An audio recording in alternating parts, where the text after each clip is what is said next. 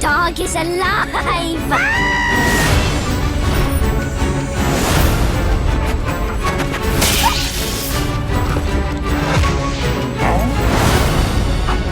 Sparky, shh. Easy, boy.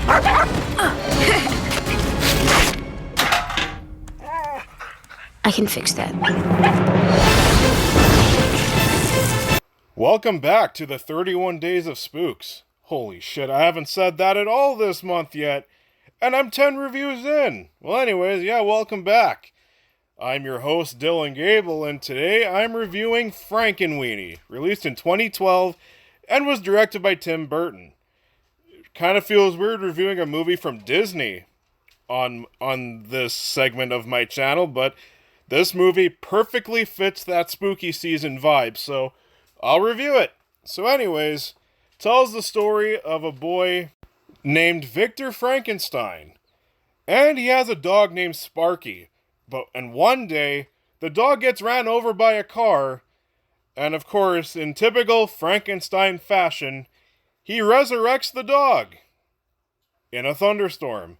And then shenanigans ensue. There we go. There's Frankenweenie's plot. And I gotta say, I fucking love this movie. Frankenweenie is a great film. And of course, it's an adaptation of a really solid short film that Tim Burton did back in the 80s. And this movie really adds a lot to the story. There's a lot of heart in this movie. This is a very heartfelt movie. Yes, it's got that spooky season vibe, but at its core, it's a heartfelt story just about a boy and his dog. That's enough for me. Like, this movie's only an hour and a half, and it's short and sweet. It doesn't waste any time with anything. This movie is about as perfectly paced as you can get. I loved all of the characters. I thought Victor was a good character, very, very relatable character. And I find him relatable because I lost a childhood dog when I was 18 years old. I had this really awesome American bulldog named Honey, and she passed away when I was 18, and I was fucked up over that for a while, because I love that dog. I was attached to her. This movie really does a good job at conveying grief between a pet owner's loss of their pet. Trust me, it's hard. If, of course, anybody who has owned a dog and has loved them their entire life and then they pass away, trust me, everybody who's been through that knows what I'm talking about. It is a hard thing to go through.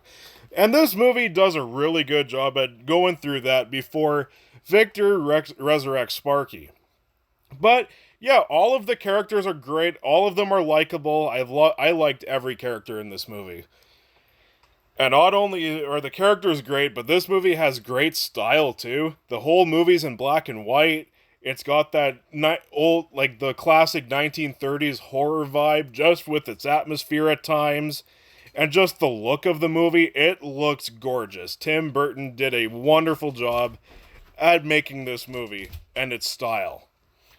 But not only is the style great, there are some really great plot threads in this movie that really pay off in the end. Like, there was a whole thing where, like, everybody finds out what Victor did, so they try to do their own version of a Frankenstein sort of thing by resurrecting other dead animals. And of course, it turns into a complete disaster, and you are left with a really fun final act. There's a lot of old monster movie references in the final act, and it was all very fun.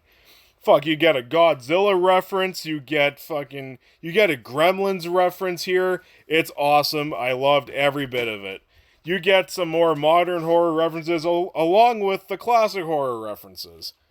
And of course, Gremlins being the most modern of all of them that are referenced in this movie, but yeah, it definitely pays off, and it is a ton of fun to watch.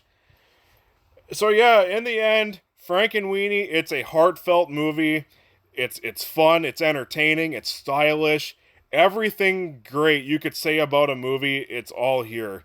Short and sweet, doesn't waste any time, does not overstay its welcome. It's a perfect movie for the whole family to watch too. Like, yes, this movie does involve the death of a pet, but I wouldn't say this movie's frightening like Coraline. Like, I would say younger kids could easily be okay with Frankenweenie. So yeah, Frankenweenie is a great film. I don't have any issues with it. I think it's definitely a worthwhile movie to watch in October. I am going to give Frankenweenie an A.